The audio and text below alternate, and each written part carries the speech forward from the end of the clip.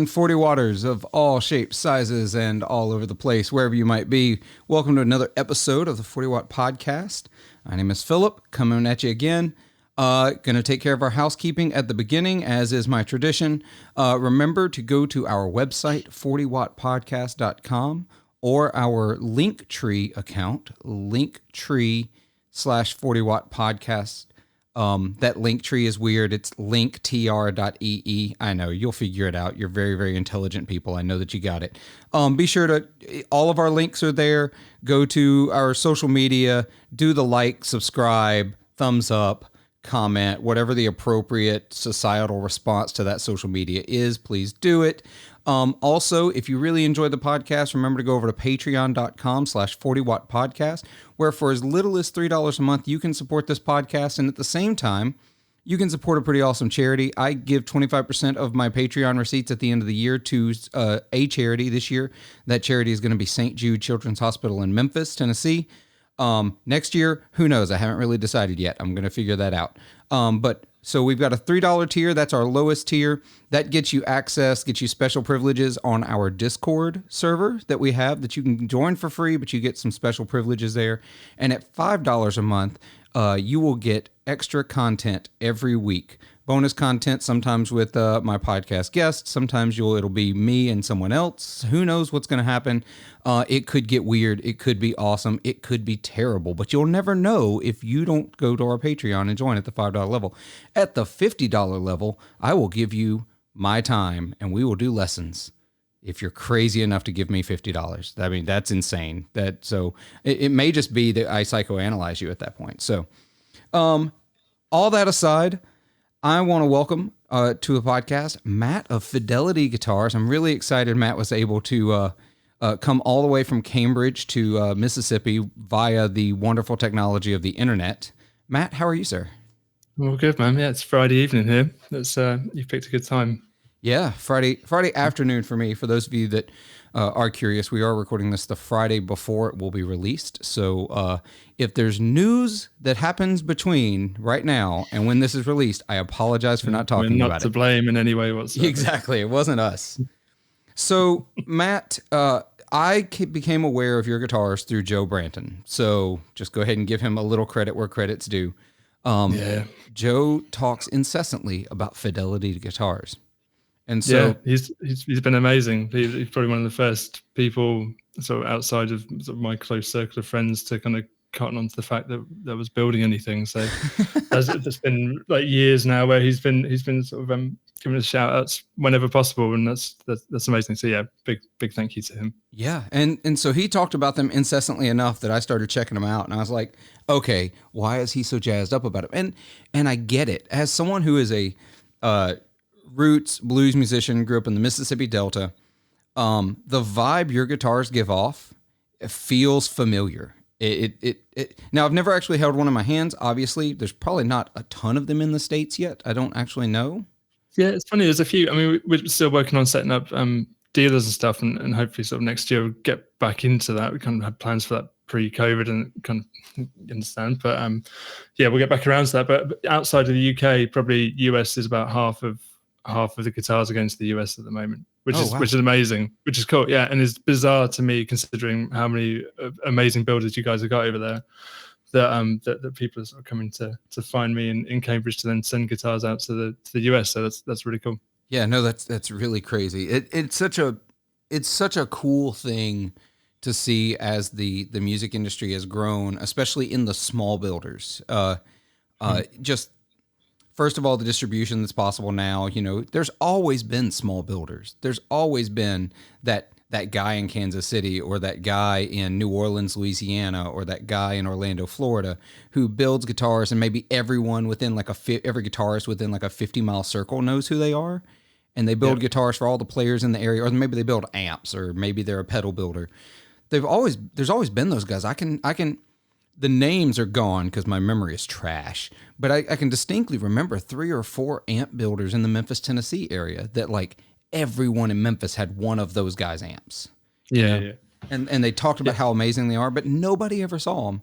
Where now, no, Yeah, we're really lucky to be sort of trying to do up building and trying to sort of build brands and businesses in this age, I think, where you can just stick something up on YouTube or Instagram, and yeah, it doesn't matter where you are. It's gonna go around the world. It's that's pretty cool. I know what you mean about sort of the local builders thing. It was like over here, there's a lot of Strats and Telly copies from like the 90s and early noughties knocking around. Like just north of here, there's in Yorkshire, there's a few towns called like Tadcaster and Doncaster, and there's a lot of like Fender Doncasters that you'll find. And yeah, so yeah, it feels like being able to sort of do those shapes which aren't sort of the traditional shapes and get those out to people is the thing that's become easier.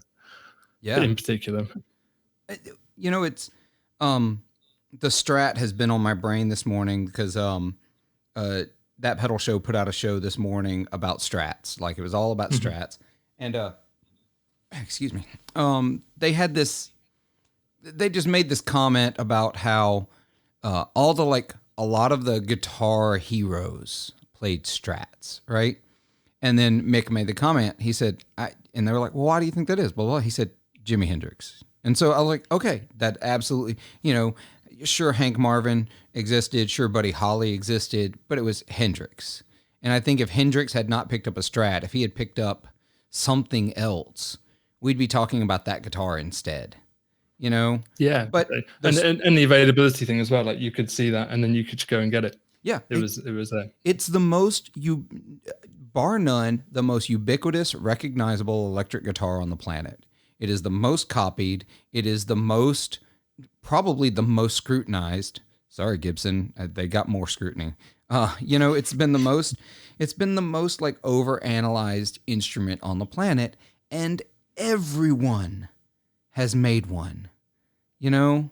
And so It's interesting to see your brand, to bring it back around to you've got these funky like 60s Japanese guitar aesthetics, but very much its own thing. Like I'm pretty well versed in like the Teisco, the K, the Silvertones, the Airlines, all that stuff, because that all came through.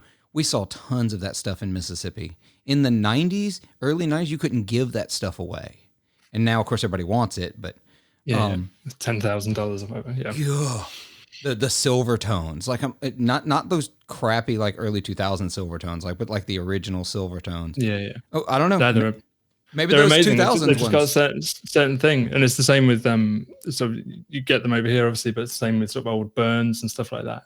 Oh yeah, and like I've had sort of old 60s Burns Baldwins that are similar sort of catalog style vibe, and you pull them apart and they're just like thrown together. They're not well made, but they've just got that thing. There's like a song in them. You know, there's a song in there somewhere, and like it's the thing you can't buy, and that's totally that's it. The thing for me is it's just it's got, you got to look at it and pick it up and the song's got to come out of it. Otherwise, it's not doing its job. Like it's not performing as that tool should function. And that's kind of where starting out immediately with the different shapes came from. It's like I love Tellys in particular. I've had Strats and stuff, but I don't look at them and think, it doesn't excite me. I want to see something that's kind of catches my eye and inspires me in a slightly different way.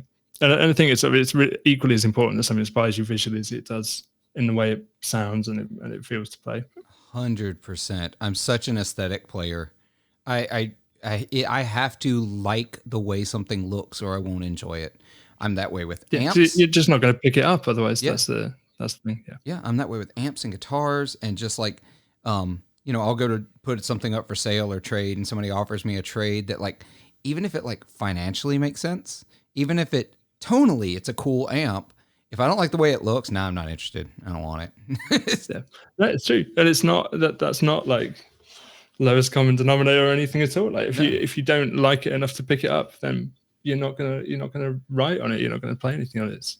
Yeah, and it's totally valid. And with yours, you've really thrown your hat in with like gold foils and Charlie Christian style pickups and some of that funky stuff that you used to only be able to get in those wilder, crazier guitars. It seems to be pretty standard for you. It's been sort of I have to thank Mark at Mojo Pickups, who's sort of a pickup winder up in sort of Halifax, just north of where I am, who winds it all by hand. But he's put a real lot of effort into making sure that he does sort of replicas of the regular stuff, but a lot of effort into coming up with his own designs or sort of twists on things like the Tie-Skate gold foils and Charlie Christians and stuff like that. And so part of it is making the guitars look different by using a pickup that isn't instantly familiar, but also it really helps that all of this stuff sounds great as well. But yeah, so coming back to the look of it again, sort of I quite like to try and deceive what you expect the recipe to throw out almost, because like there's I'm a total gearhead, but there's a part of me that really doesn't like it when you analyze a guitar on the spec sheet and go, oh, it's gonna do this, it's gonna sound like this, it's gonna play like this.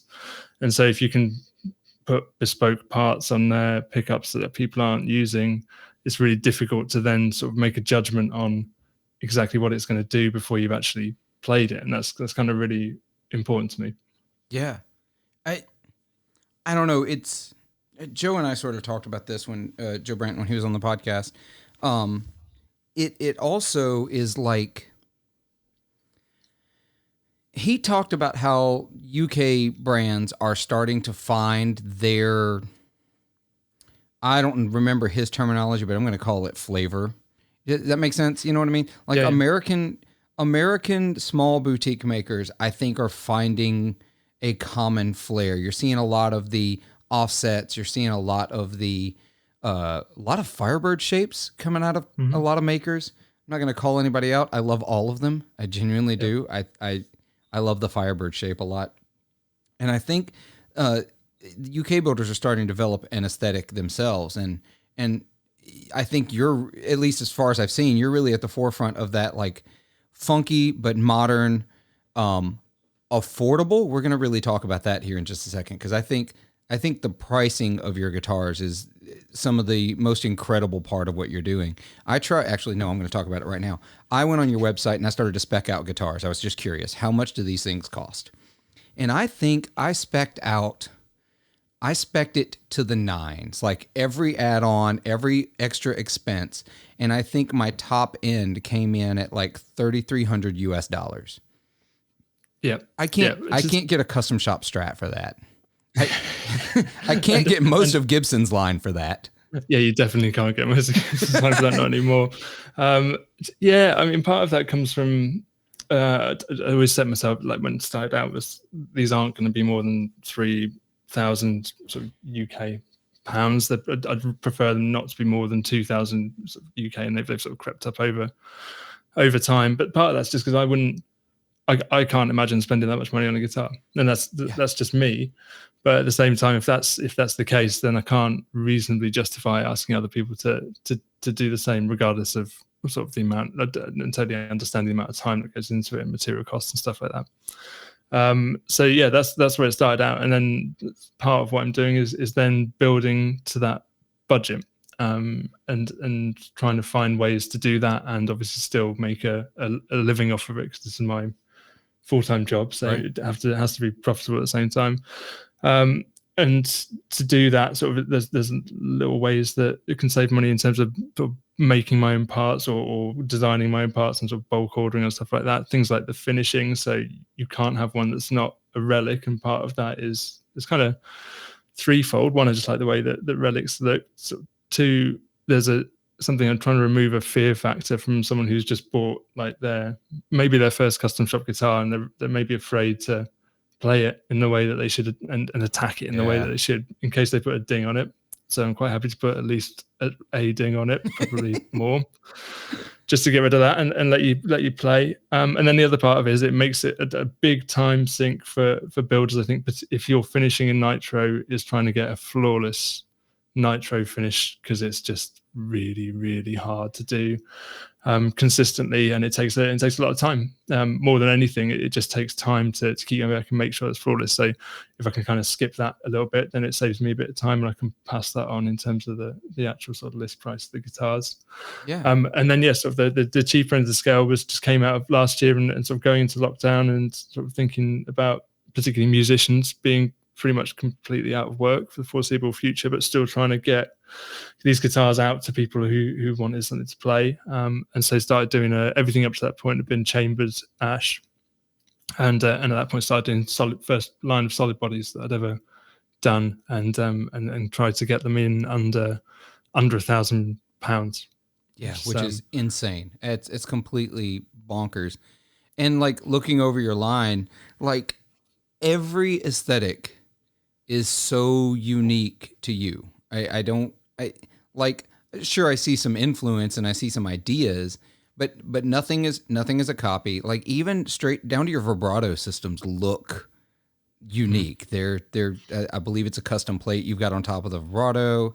It's wild. Yeah, that's right. So it used to be the Fender offset trem, and then now it's Chris Swope's descendant trem. And very, very kindly, he's we talked a bit before because I'd bought some parts off him before, but I said I really want to use this on the guitars, but make it fit with my aesthetic rather than being sort of wedded to the Fender shape, sort of the Fender offset shape plate. So I kind of just designed it and told him, this is it. Is that okay? And very graciously, we worked out, and he said yes. So that's kind of the standard on all of the guitars now. But yeah, just like you say again, just to make sure it fits.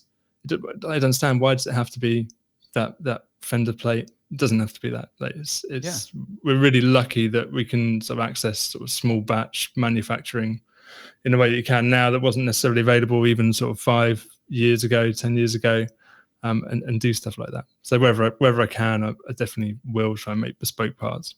Yeah, because originally builders had to, especially small builders, they were beholden to whatever was available in the market. They didn't have access to people who could make this new and funky shape, this new and funky design, and so unless you were like an artisan builder who was building like one guitar a year, and you were willing to devote 3 months of that time to, making these custom metal parts and tuners or whatever it is you're making, you were beholden to what was available at the mass market, Yeah, that's it. And it's not easy. If you're like trying to turn metal and cut metal, it's like you need a shop, you need a specialist shop for that. Like I can't do that. My shop's set for woodwork, but I wouldn't, I can do little bits of fiddling around with metal. I would not want to try and make like a bridge from scratch, but very lucky that sort of, say with the bridges in our town, there's a CNC sort of milling and laser cutting shop just a mile down the road that can do that for us. So.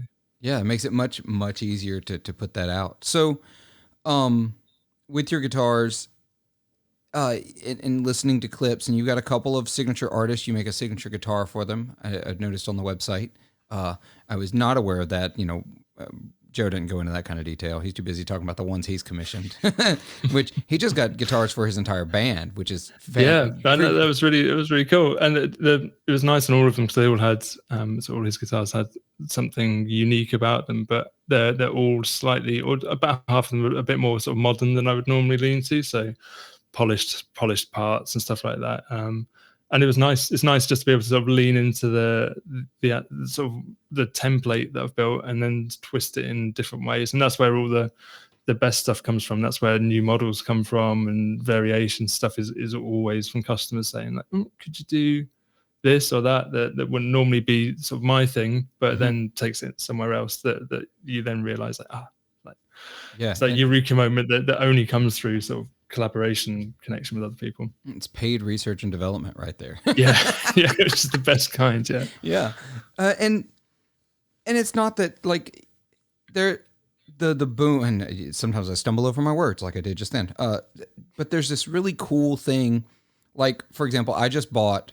You were talking earlier about the nerve-wracking of buying a custom shop guitar and then being scared of dinging it up, and like I bought my very first, I don't know, custom. I'm going to put it in air quotes. It's pretty much custom. I chose what I wanted on it within some parameters.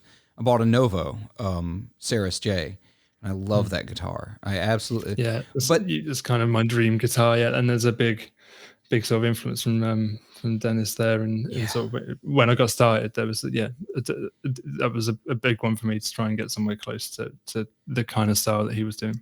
Yeah, but sorry, I interrupted you. Oh no, you're absolutely fine. But yeah, that's the idea, is that But then there was that nerve wracking, like I knew what I wanted. I designed what I wanted. No one else had ordered one from them in the aesthetics that I wanted. You know what I mean?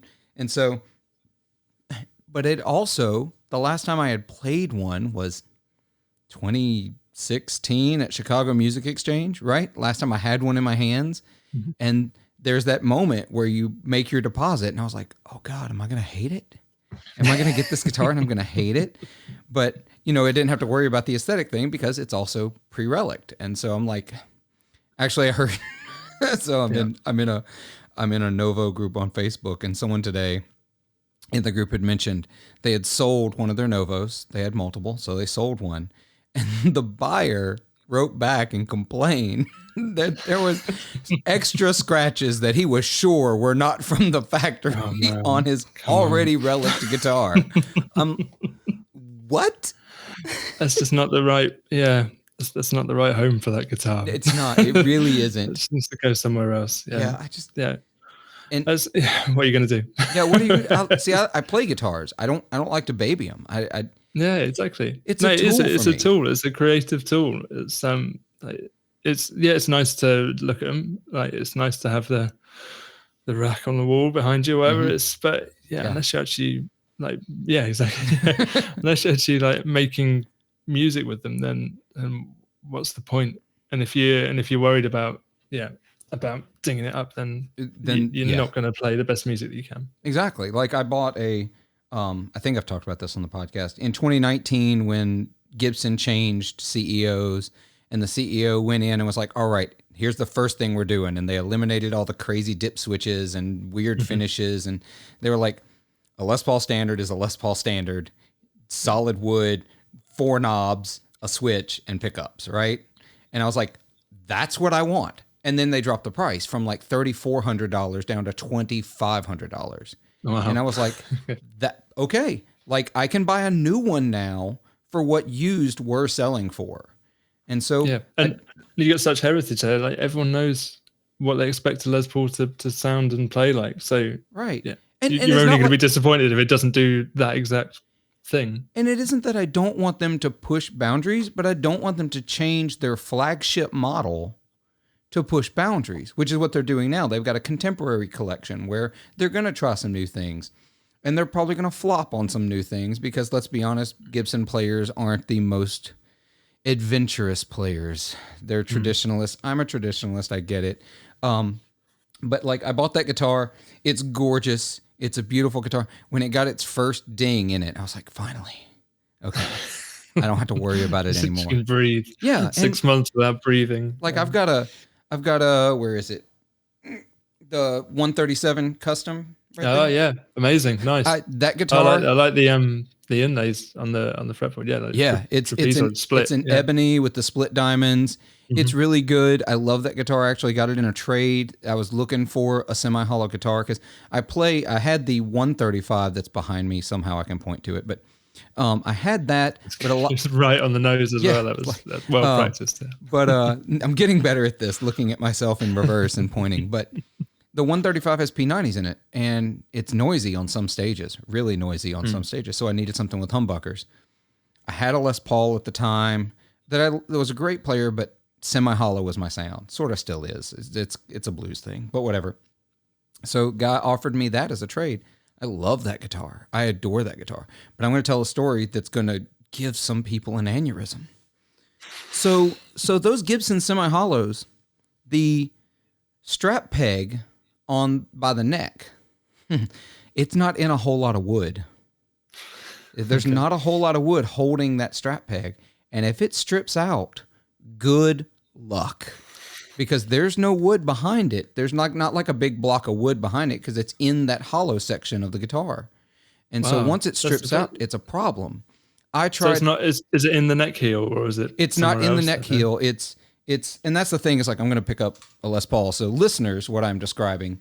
So if you think about where the strap peg is for a Les Paul, it's in a similar placement for those semi-hollows. Right. Okay. And so it's hollow. So it stripped out on me, and I tried everything. I tried, because I tried everything I could to fish like a block of wood up behind it using like fishing line, and so it give new wood, pre-drill the whole. I tried everything. I'm sure a legitimate luthier could have figured this out, but I couldn't afford a legitimate luthier, and I needed it to play, right? Yep. Well, we've established its tools to me, so I'm going to give somebody so mad at me. I went in, I drilled the hole out a little bigger, got an appropriate doweled it in, re-drilled, and once I got it drilled in, that strap peg is Loctited to it. Yeah, it's just amazing. I don't think you're that far off what a lot of luthiers would actually do. To be honest, I'm not changing that strap peg ever. It would have to break off, and then we'll really figure something out. But that's a. I would have preferred it if the dowel sort of hung out the top of the guitar and just had a bit of string like tied onto it. But oh yeah, well, I wanted to hide it a little bit here. It is a beautiful guitar, but it's a tool, and I need it to do a job. And if it isn't doing that job, or if I'm scared for it to do that job, then I need to move it on, because it's not the right guitar for me. And that's another thing that I love about yours. Relic guitars are a big. People get up in arms about them, pre-Relic guitars, but whatever. Yeah, and I get it. Like like not everyone's the same. Everyone's got different tastes. It's just my perspective on it. If you're not into it, like, I'm not going to be offended. There's plenty of other guitars out there. It's just that's kind of the way my brain's wired on the subject. But yeah, and I'm looking, and something you offer that guys like Novo don't yet. I hear there's talk and whisper, but you actually have a bass model as well, the Thundermaker. Yeah, so I'm really more of a bass player than I am a guitarist, to be honest. So whenever I was playing in bands when I was younger, I was always the bassist, and I kind of enjoy that more. I enjoy playing bass more than I enjoy playing guitar, if I'm honest. So yeah, it was really important to do a bass model early, and it's quite old school. So it's my like.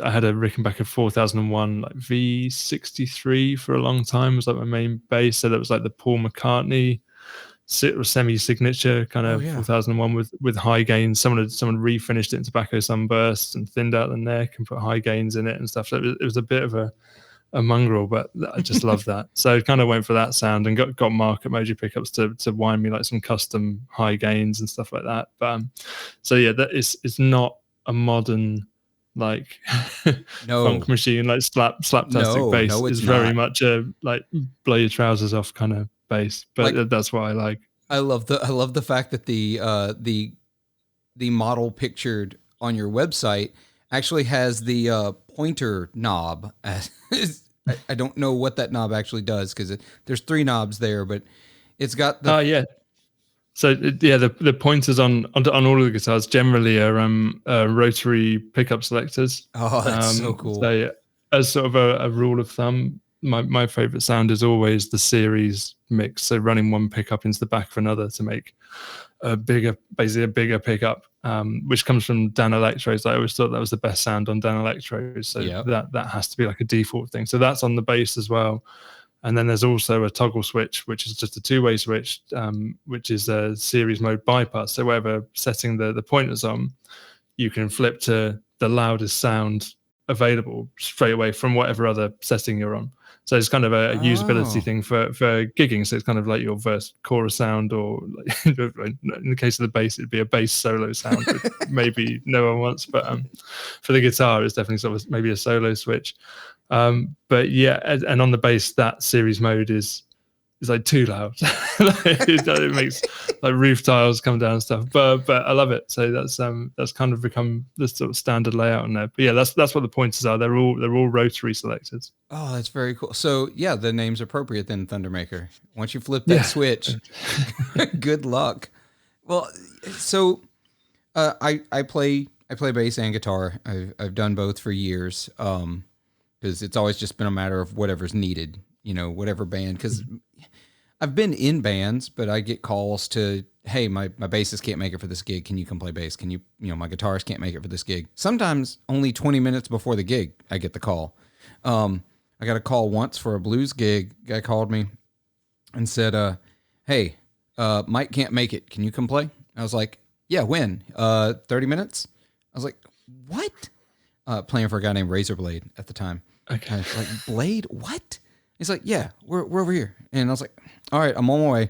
I show up, I get my gear set up 5 minutes before downbeat. He says, oh yeah, we're recording tonight for a live CD, by the way. What? It sounds like my worst nightmare. Like, I'm no player, so that would absolutely terrify me. So fair play for even for not walking out the door.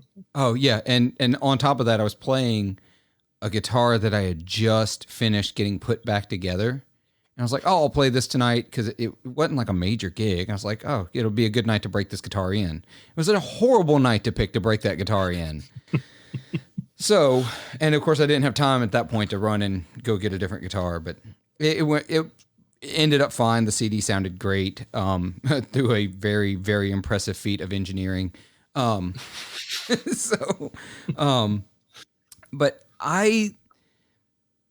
over the years, I drifted away from funky, but I love funky guitars. And your guitars really, really, like, your guitars give what a lot of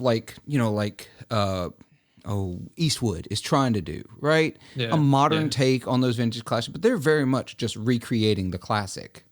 Whereas it's as if you came right out of that period when those funky Japanese guitars that all had their own unique character and unique funk and unique whatever feeling came right out of that. And then you added to it modern technique, modern playability, modern quality control, like custom shop quality into something with a personality. I'm looking at all of you Strat cloners. Thank you, man.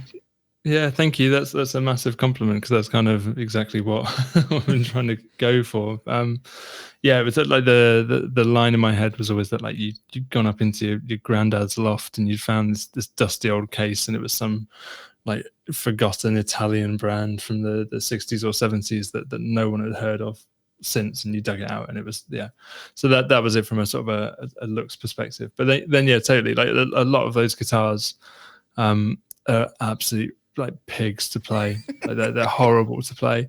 So it was doing that whilst updating it and having like dual action truss rods, or for the bass having like graphite reinforcement and stuff like that, and compound radius and things like that. Just those all like quality of life features that just make it actually a nice instrument to play, because there's something to be said in sort of fighting with the guitar. You can definitely get songs and sounds out of that you wouldn't get if you didn't have to fight it, but at the same time as sort of an everyday player, and particularly again thinking about people who maybe are just ordering the first custom guitar, that you don't necessarily want to sort of get it and then have to get in a big fight with it to get the best out of it. It's got to be fairly sort of versatile and reasonably slick to play without sort of being sort of a modern, it's not a modern shred guitar, it's never going to be, but to be sort of comfortable.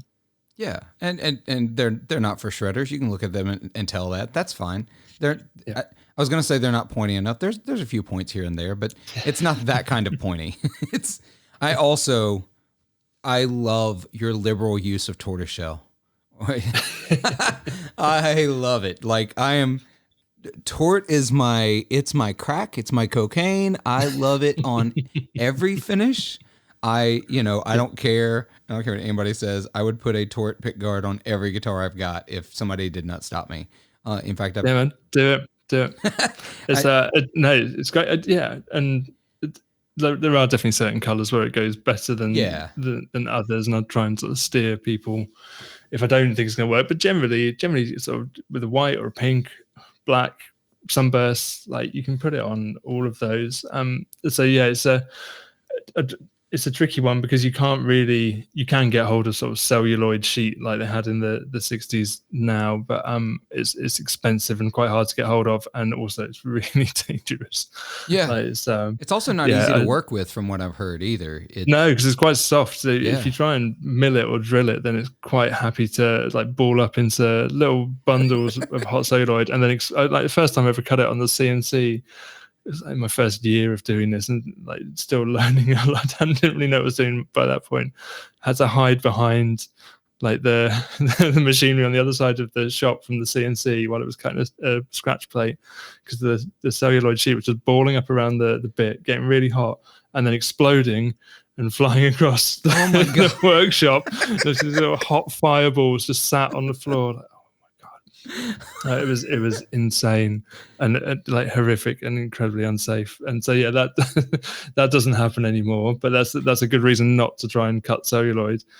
So yeah, it's I tend to use acrylics now that have a very thin celluloid like laminate inside, so it's like clear, and then sort of a 0.1, 0.2 mil thick bit of tortoiseshell celluloid in between, and then more clear acrylic, which is much easier to cut. But the thing you have to do then is it's very see-through, so I tend to paint the back of all the tortoiseshell with oxblood nitro, which is semi-opaque, to give it more of a red hue, and then I go over it again with metallic copper acrylic paint. So it's a bit of a labor of love. It's a lot of work just to get your sheet sort of prepped before you even make the scratch plate out of it. But yeah, I'm with you. It looks everything looks cool. That was going to be my question about it, was how you got that very like vintage red Tort look.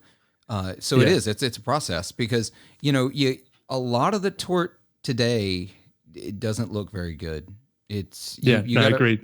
You got to really look for good looking Tort pick guards and covers to find it to look like that. Yeah, because the default thing you'll get is sort of the 3-ply sort of white black white or black white black, with then just a printed sheet on the top that isn't sort of celluloid, and generally you can get it like that, but it's generally just a photo of tortoiseshell that's been stuck on the top of it, and it's flat. It doesn't look good because it's not 3D. Exactly.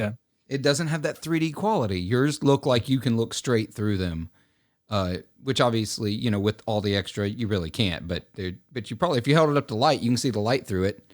Exactly. Yeah. That's it. And you have to do a bit of prep and make it not quite so see-through, so that you can't pick up cavities and stuff like that sort of hidden underneath. If it's too see-through, it doesn't look great. So yeah, it's definitely, like you said, a process. But yeah, it's all about getting that 3D thing into it's really, really important. It makes a big difference to me, little details like that. Yeah, it looks fantastic. So we've talked about the guitars, but actually what I meant to ask on the top of this, but because my brain is Teflon coated and nothing sticks and I have to remind myself. So let's back up. What got you into music, and then what got you into building guitars? Like, what made you think, oh, I want to make my own guitars? Yes, so music, not from a particularly sort of musical family, but sort of it was always sort of a little bit of music there and around. But I was encouraged to play acoustic guitar, classical guitar at primary school, and I kept that up for about 6 months, and hated it. Like my teacher made me go along to like a recital above a pub in the next village over and play Greensleeves. And I remember, I'm pretty sure I played almost all the right notes, but just they were not connected to each other in any way whatsoever. Because the end of it was just like silence. So like, no, I'm not into this. And so I left it. So that was from the age sort of 10, 11. And then as a sort of became a teenager and sort of got back into the alternative kind of indie scene in the UK in particular. So the NME was the sort of the magazine that was my Bible. So the New Musical Express, and the more obscure the band, the better. Like if you knew who they were, then I probably wasn't then at that point into them. I'd go and find someone else. But it was guitar music. It was definitely guitar music, but it wasn't sort of classic guitar music. There wasn't soloing. It was a lot of sort of noise and sort of quite rudimentary playing, but more about feel and impact and emotion than sort of technicality. So that was where my background in terms of the music that first sort of hooked me came from. And then sort of at the age of 16, I'd seen there was a band called JJ72, which apparently stood for Jam Jazz 72, which is ridiculous. But they had a song called Oxygen, in which the frontman Mark Green, he smashed his black Strat. I was like, yeah, that's cool. So as a 15-year-old, and so I want to play guitar again. So my uncle plays, and he gave me his Honor Marlin, so black and white Strat copy that everyone starts with, which was just a complete dog. But that got me back into it, and then sort of went from there to sort of Epiphone Riviera, and then on and on from that. So that was me getting into music. It was just falling in with like the bands that were in the Enemy around that time, sort of early 2000s, and loving them, and then eventually sort of picking up the guitar to try and emulate what they were doing, which is why it's sort of on a sort of slight tangent, but it's why it's amazing sort of working with someone like Josh from the Horrors, who's sort of one of our signature guys. He's the guitarist from one of those bands that was around at that time and first got me into guitar playing. So that's a real big one for me to be able to even sort of speak to him occasionally. But to build a guitar for him is for one of the guys that sort of really got me into music in the first place. Is great. So that's music. And then guitar building, I sort of fiddled around with those guitars. Like the Honor got torn apart and chopped up and replaced. It was a Strat shape, and I cut the horn off it with a wood saw in my parents' garage, I can remember, to try and make it a telly shape. I decided I wanted a telly instead. So it's just a Strat with a horn missing. And then I poured red paint onto the bit that had been cut off to make it look like it was like a wound. Like it had been wounded. And so it had this like blood, this red paint running down it like blood. And I remember Dad looked at it and was just like, what are you doing? he was right, it looked ridiculous. But so that was sort of the first one, and then the Riviera pickups came out of it, everything came off of that, all the hardware. So we always fiddled around with them, but hadn't really got into luthiery or sort of the craft of it at all until basically the year before I started the business. So I was working in marketing for a decade before I started Fidelity Guitars, sort of planning ad campaigns and for clients, and made sort of a good career out of it from sort of shop floor up to sort of boardroom of a small agency. But it got to the point where it just made me really sad. It wasn't fun to turn up every day. And sort of started suffering with like anxiety issues around sort of speaking in public and that. And it's like there's clearly something about this that doesn't sort of work for me. And at that point, I sort of started looking into what else could I do. And when I went to university after school, I dropped out of a aerospace systems engineering degree, so basically an avionics degree that I did 2 years of, and then went snowboarding instead of doing the final year. So I had a bit of engineering background there, and obviously loved guitars, and thought maybe I can sort of mash these together because I'm fairly practical, sort of logical, mathematical person. So I thought I can apply that to this. And first tool I ever bought was a X-Carve CNC, so from Invincible, so like a $1,500 CNC machine he built from a box. So that was my first luthiery tool, was a computer controlled router. That's a big jump. Yeah, it's a big jump. Yeah, no chisels, none of that, no sandpaper.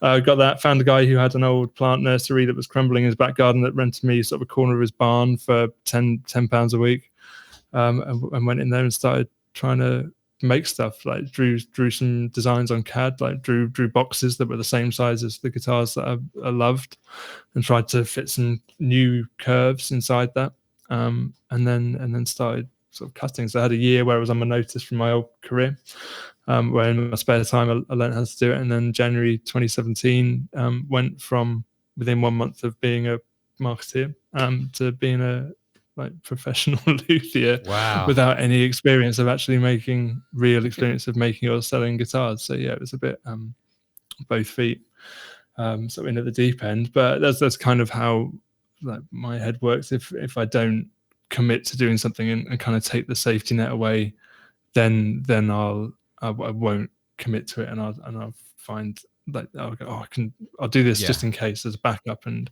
wouldn't have pushed it through sort of the hard points over the last few years to keep it going and keep it growing. So and glad as hard as it's been at times sort of over that period, glad that I did to get to the point now where we've got sort of a pretty full order book and sort of sustainable income stuff, and yeah, it's a thing. It's That's now so my wild. job, so. That is absolutely, because like it's pretty dumb, right?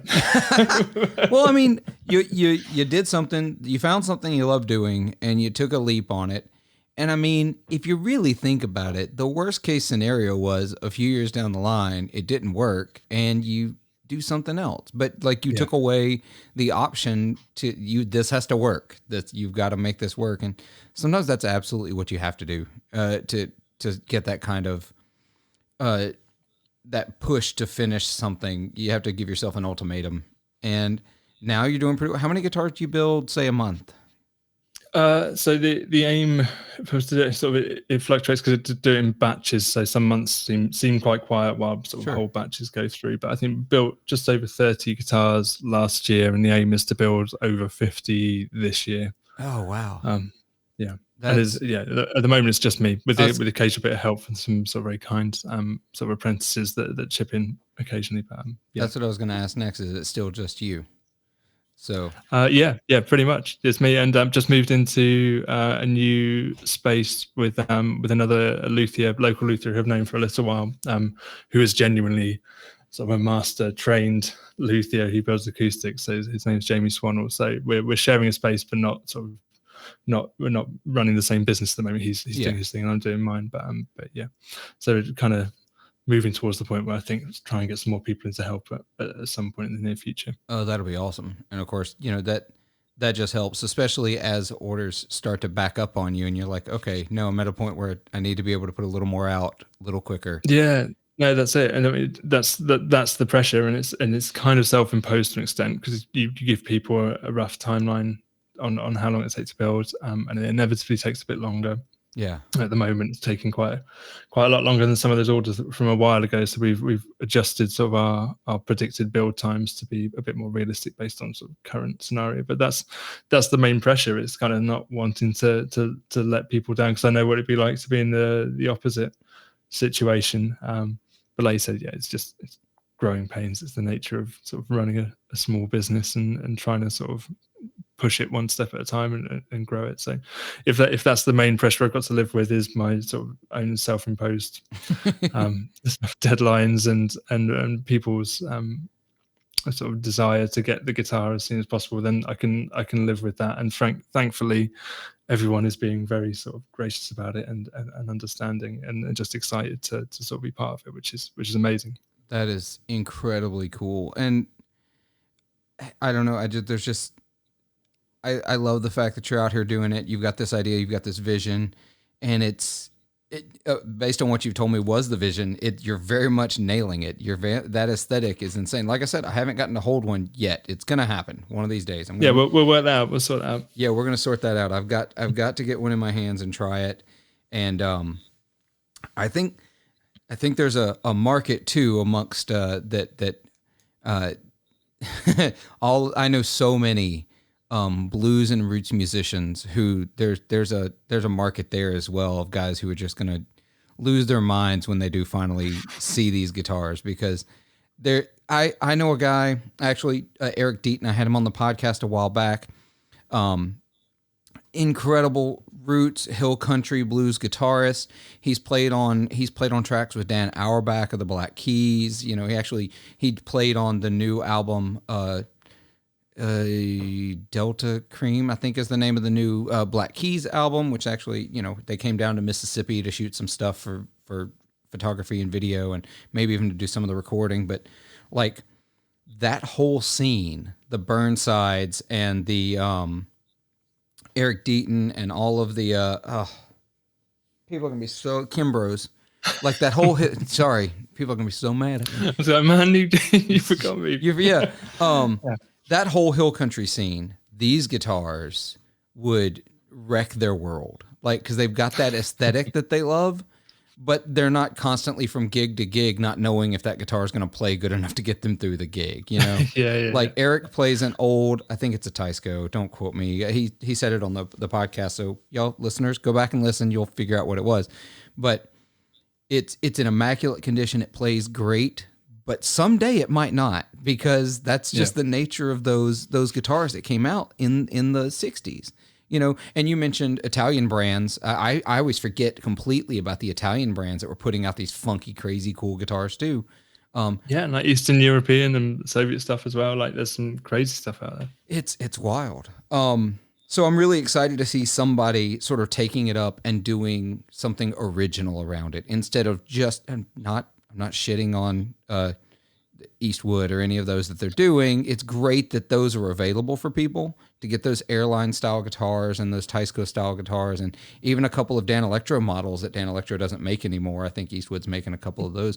It's great that they're around. To be fair, the price that they're doing them at is great. I mean, they're never going to be the best thing in the world, but to get hold of something sort of fairly unique that you can't get anywhere else, I love what they're doing, especially stuff with like Warren Ellis, like the tenor. I think it was a tenor guitar, maybe and a baritone, maybe. They did a tenor, I know. Yeah. It was super cool. Emily Harris has one or had one. I don't know if she still does. But yeah, that super cool guitars.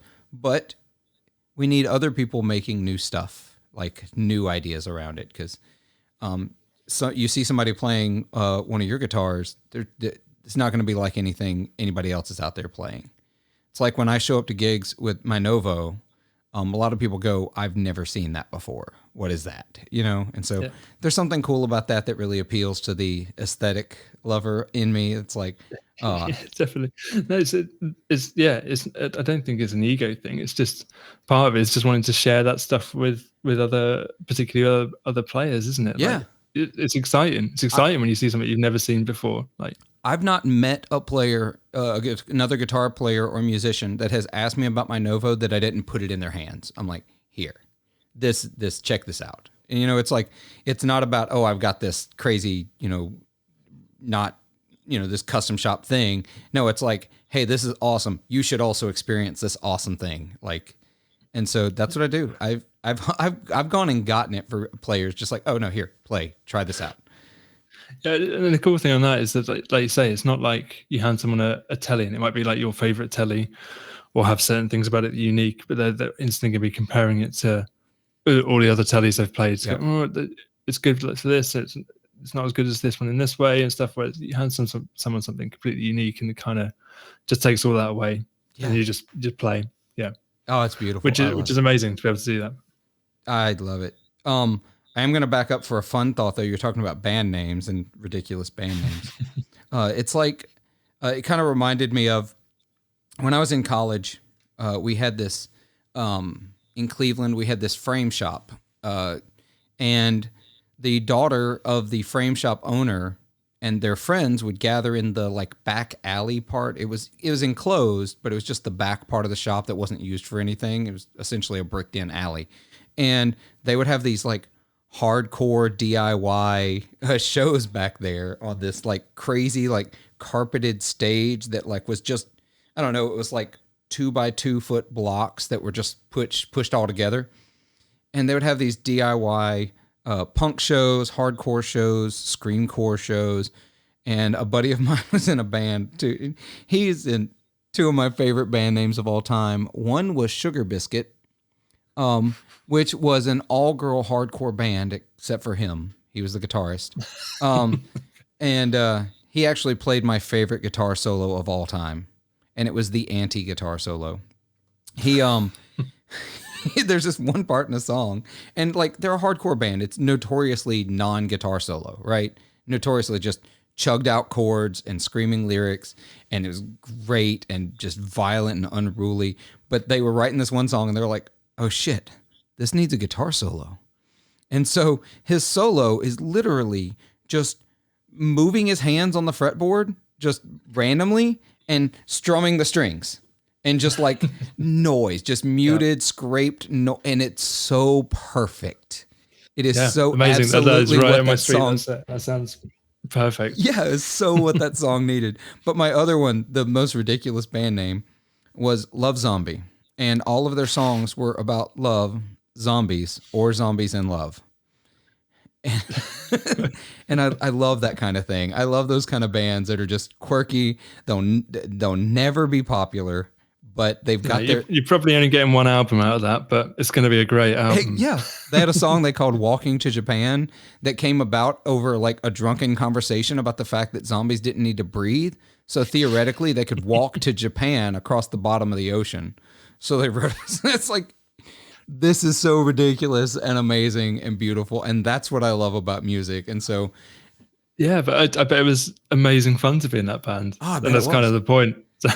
Yeah, it's crazy. Both of those bands, my buddy played guitar in Sugar Biscuits. He played keyboard in Love Zombie. He was actually a bassist.